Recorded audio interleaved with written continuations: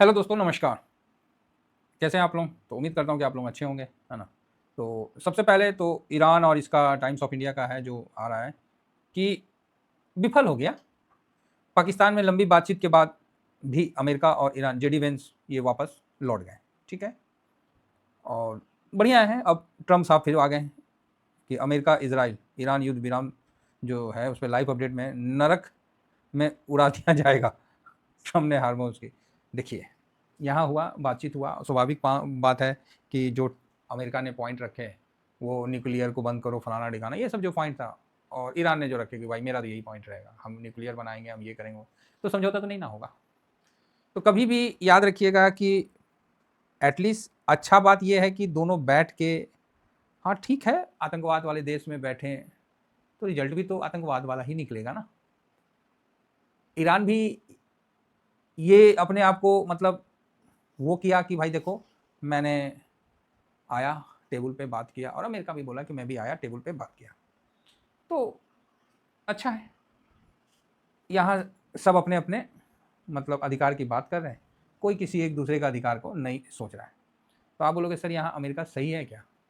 आप ही बताइए, अमेरिका तो उस पर दादागिरी कर रहा है, ये कर रहा है, वो कर रहा है। भाई देखो, यहाँ सही गलत कुछ नहीं होता है, लाइफ में भी सही गलत कोई मायने नहीं रखता है। जिसकी लाठी उसकी भैंस, ये मायने रखता है।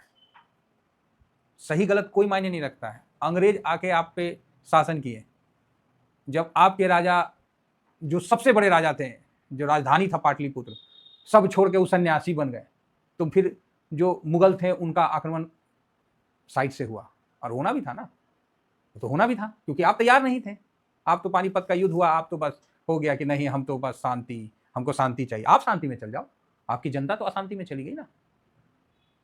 फिर उनका पतन हुआ, मुगल का पतन हुआ, फिर अंग्रेज आ गए, फिर अंग्रेज का पतन हुआ, अब यूएस आ गए। तो आप बोलोगे सही गलत कोई मायने नहीं रखता है, जिसकी लाठी उसकी भैंस। आप में दम है भाई साहब, आप खड़े रहोगे, नहीं तो कोई आएगा बड़ा, वो खा के चल जाएगा। जंगल का कानून भी यही है, ये दुनिया भी किसी प्रकार के जंगल से कम नहीं है। आप सोचोगे नहीं सर, हम तो शरीफ हैं, हम तो समझदार हैं, ये सोच के चलोगे, और जो घुसपैठ घुस रखे हैं ना, किसी दिन आपको ही वारे निहारे कर देंगे। धुरेंद्र ने बोला था, नल्ली निहारी बना के क्या खा जाऊंगा, और ढकार भी नहीं मारूंगा।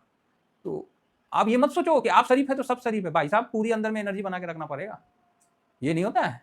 और आपको उस तरह से तैयार रहना पड़ेगा।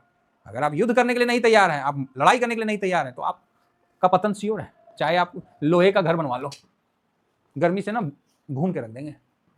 तो जिसकी लाठी उसकी भैंस, यही सत्ता शुरू से चली आ रही है और आज भी चली जा रही है। इसीलिए देखिएगा, जितने भी हमारे देवी देवता है, कोई लाठी लेके नहीं खड़ा है, समझ रहे हैं? जितने देवी देवता है सबके हाथ में शस्त्र है। वो किस लिए है? सब्जी काटने के लिए।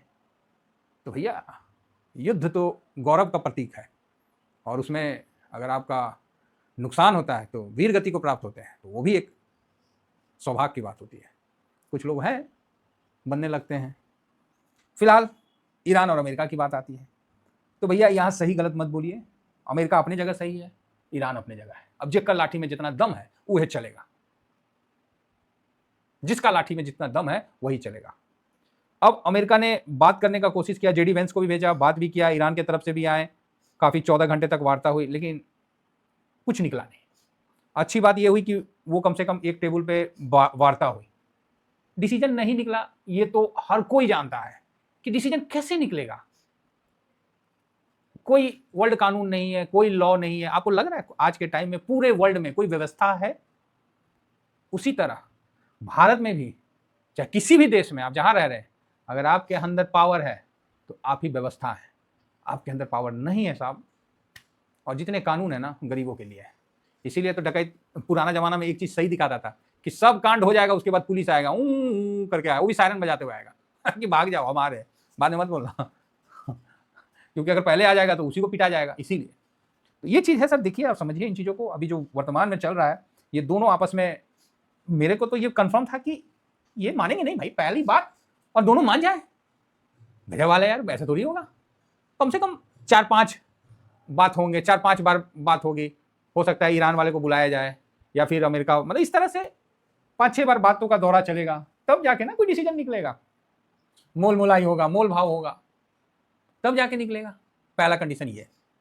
दूसरा कंडीशन क्या निकल के आता है, जो आपके दिमाग में है और हर किसी के दिमाग में है, कि अमेरिका क्या करेगा, अब उस पर अटैक कर देगा और भारी अटैक कर देगा, उसके ब्रिज को तोड़ देगा, उसके परमाणु संयंत्र को उड़ा देगा। अरे उड़ाना रहता तो अभी तक उड़ा दिया रहता ना, उसके पब्लिक मतलब जो भी है उसको नुकसान पहुंचा देगा।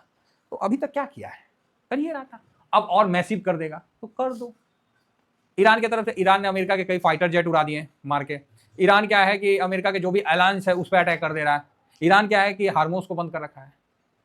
तो यहाँ क्या हुआ, एक समझदार आदमी अगर थोड़ा सा होगा ना, तो एक चीज बताते हैं कि कभी कल आप देखिएगा कि आप मतलब रोड से जा रहे हैं, गाड़ी से जा रहे हैं, अब कोई बाइक वाला ना नागिन बन के चल रहा है, चाहे कोई साइकिल वाला नागिन टाइप का चल रहा है, आपको धक्का भी मार दिया, सपोज करिए, आप उसको उतर के डांट डूट हो गया, अगर उसमें काबू आ गया तो ठीक है, लेकिन जैसे बात बढ़ने लगता है ना, तो वहां से निकलने का है, बोलने का आओ थाना में बात करते हैं, ठीक है।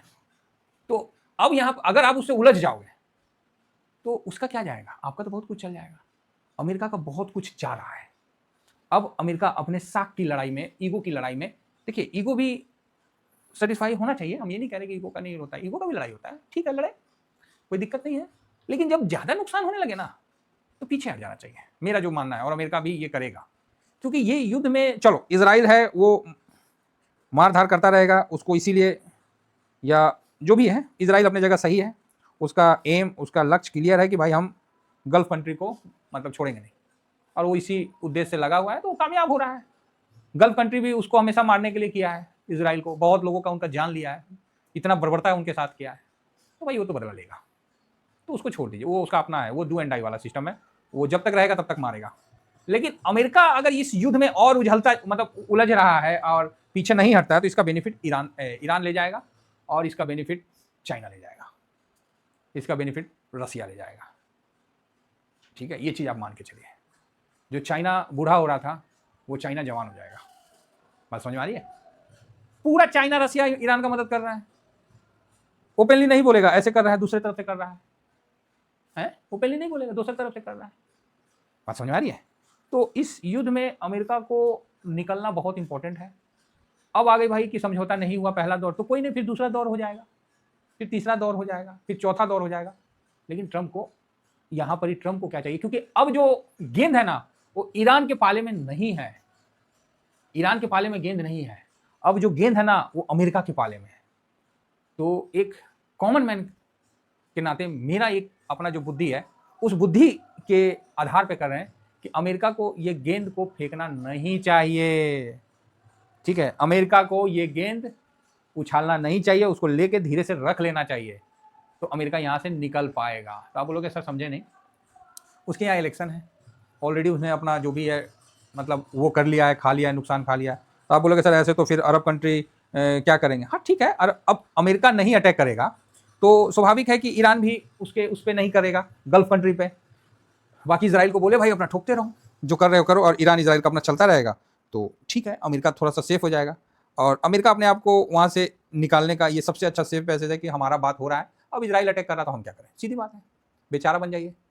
अब क्या है कि ईरान इसी कारण से फिर वो गल्फ में नहीं करेगा, अब अमेरिका को यहाँ पर ही थोड़ा सा करना चाहिए कि फिर वो जैसे गल्फ को अपना वही हथियार फिर बेचेगा और वो सब भी तैयार करवाएगा। लेकिन प्रॉब्लम ये है कि गल्फ कंट्री जो है ना वो बहुत ज़्यादा बॉन्ड खरीद के रखी है, अमेरिका ने सुरक्षा का वादा किया था, तो यहाँ पर ही वो बुरी तरह से अमेरिका चक्रव्यूह में फंस गया है, और यहाँ अगर वो युद्ध स्टार्ट फिर से अपने तरफ से करता है, युद्ध तो चल ही रहा है, जो भी है अपना ठोक ठाक रहा है, तो फिलहाल अभी युद्ध विराम है ना, तो पहला दौर का बात हुआ है, फिर दोबारा होगा, क्योंकि ईरान का जो टिप्पणी था ना वो थोड़ा सा मेरे को, ईरान जो है प्रधानमंत्री का, इजराइल के प्रधानमंत्री का कहना नहीं, इजराइल का प्रधानमंत्री नहीं, ईरान ने क्या कहा, ईरान का कहना है कि विशेषज्ञों द्वारा तैयार किए गए दस्तावेजों के साथ अमेरिका के साथ बातचीत जारी रहेगी। तो अब गेंद किसके पाले में आ गया है, अमेरिका के पाले में, ठीक है, कि 14 घंटा का बात हुआ, आगे भी बात मतलब टिप्पणी का आदान प्रदान जो भी अपना होते हैं, जो उनका प्रोटोकॉल है उस तरह से हुआ है, तो इस तरह से तो गेंद अमेरिका के हाथ में, अमेरिका को कुछ नहीं करना चाहिए, ठीक है, एक डेलीगेशन फिर भेजे, अभी नहीं भेजे, 10 दिन के बाद भेजे कि हम उस पर काम कर रहे थे, मत करें, फिर वही अड़े रहें, फिर अड़े रहें, फिर हो जाएगा, फिर वो खींचते बाहर निकल जाएगा।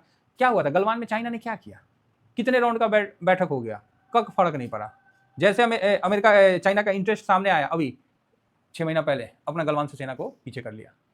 तो वही थोड़ा पीछे कर लिया। इससे क्या हुआ कि भारत को भी लगा कि नहीं, चाइना अच्छा किया। तो अमेरिका को भी ईरान के साथ वार्ता में उलझ के रहना चाहिए।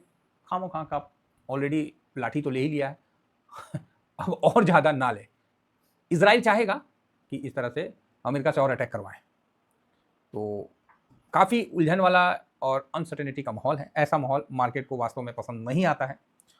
इस माहौल में आपको मार्केट में गिरावट आती है तो ठीक है, आती है तो कोई बात नहीं है, आने दीजिए। हर गिरावट एक अपॉर्चुनिटी हमें समझ में आता है।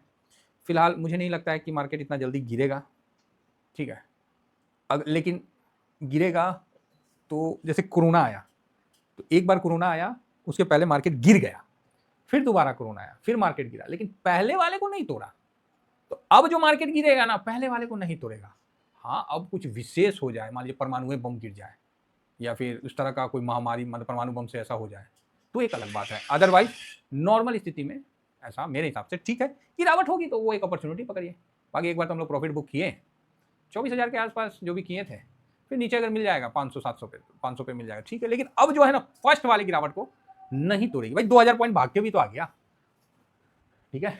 तो चलिए, कुल मिला के बढ़िया है, गेंद अमेरिका के पाले में है। और ट्रम्प को चाहिए कि गोलमोल तो बात करते हैं, पलटते तो ये हैं, यहाँ भी एक पलटन देते हैं। इससे क्या है कि उनका थोड़ा सा ठीक रहेगा, नहीं तो इसका पूरा बेनिफिट चाइना, रसिया ये लेंगे और अमेरिका और नुकसान होगा। समझ गए ना, नुकसान होगा अमेरिका को। बाकी अपना मार्केट, अब मार्केट नया लो नहीं बनाएगा। हाँ, गिरावट होगी, हाँ गिरावट होगा, 23,000 आएगा, बस हो गया 23,300। अभी तो 23,300 को देखिए, 23,300 काफ़ी इंपॉर्टेंट सपोर्ट है। फिलहाल तो कल तो रोकने का कोशिश करेगा, एक्सपायरी भी है और पोजीशन भी है। तो अगर आप कैश फ्री करना चाहते हैं कर सकते हैं। ज़्यादा कैश लेके मत बैठिए, लोग बहुत बहुत कैश लेके बैठे हैं, मत बैठिए, हिसाब से बैठिए, ठीक है। चलिए, इतना ही कहकर अपनी वाणी को विराम देता हूँ। और जो मैंने मंदिर गया था, तो उम्मीद करता हूँ कि आप लोगों ने देखा होगा, वीडियो अच्छा लगा होगा, है ना। आकर्षणीय मंदिर था, सब नेचुरल, तो गए भाई आप लोगों के लिए भी मांगे हैं, टेंशन नहीं लीजिए, है ना। पता है मेरा तो मांगने का एक ही तरीका है, 10 गुना, बस हो गया। Thank you very much. जय हिंद, जय भारत।